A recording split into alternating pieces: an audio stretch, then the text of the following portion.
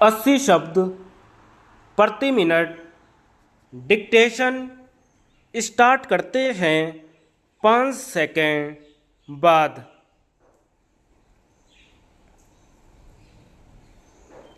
महोदय, आज हमारे प्रधानमंत्री जी भी हैं। मैं कहना चाहता हूँ कि राजा महाराजाओं के हाथ में बड़ी संपत्ति है। इन सारे लोगों से जमीन जबरदस्ती ले ली जाए, भूमिधारियों से जमीन ले ली जाए। जब तक खेती किसानों के हाथ में नहीं जाएगी, गरीबों के हाथ में नहीं जाएगी, काम करने वालों के हाथ में नहीं जाएगी। मैं विश्वास दिलाना चाहता हूँ, नारे जो भी दिए जाएं वे पूरे नहीं हो सकते।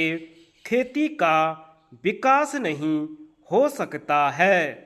इसलिए सबसे आवश्यक है कि सरकार ऐसा कानून बनाए कि जो सही अर्थों में खेतों में काम करना चाहते हैं, मेहनत करते हैं, परिश्रम करते हैं, हल जोतना जानते हैं। संसद में इतने लोग बैठे हैं।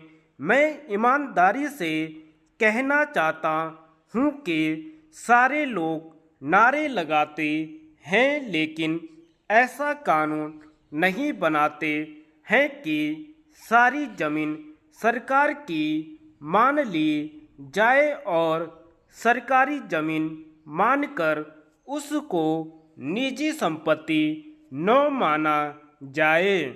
सरकार के हाथों में जमीन चली जाए, सहकारी फार्म के रूप में उसका प्रयोग किया जाए, तभी इससे लाभ हो सकता है।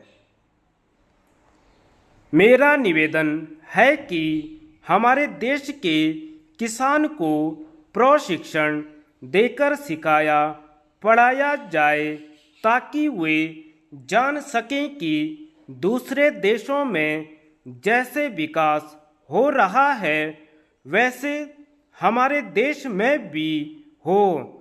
हमारे देश के आदमी जो बाहर जाते हैं या जो नेता बाहर जाते हैं या दूसरे लोग बाहर जाते हैं, किसान का बेटा कभी चीन नहीं जाता, रूस नहीं जाता है। दूसरे देशों में कैसे वैज्ञानिक तकनीक बढ़ती जा रही है, किसान का बेटा इसको नहीं जान पा रहा है। मेरा निवेदन है कि किसान का बेटा जब तक विदेशों में जाकर वैज्ञानिक तकनीक प्राप्त नहीं करेगा, जान नहीं पाएगा, तब तक कृषि का विकास नहीं हो पाएगा। इसलिए मैं चाहता हूँ कि इसमें मौलिक परिवर्तन होना चाहिए।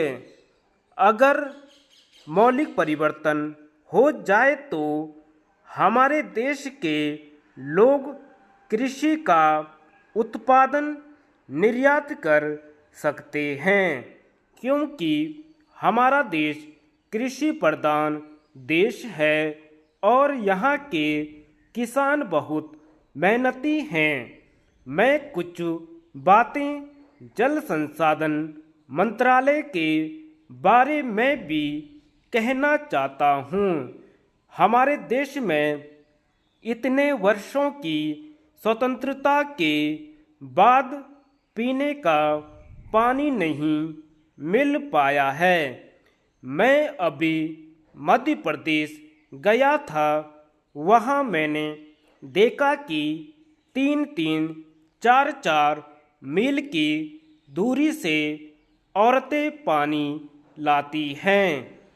55 वर्ष स्वतंत्रता के बाद यह बड़े शर्म की बात है। धन्यवाद।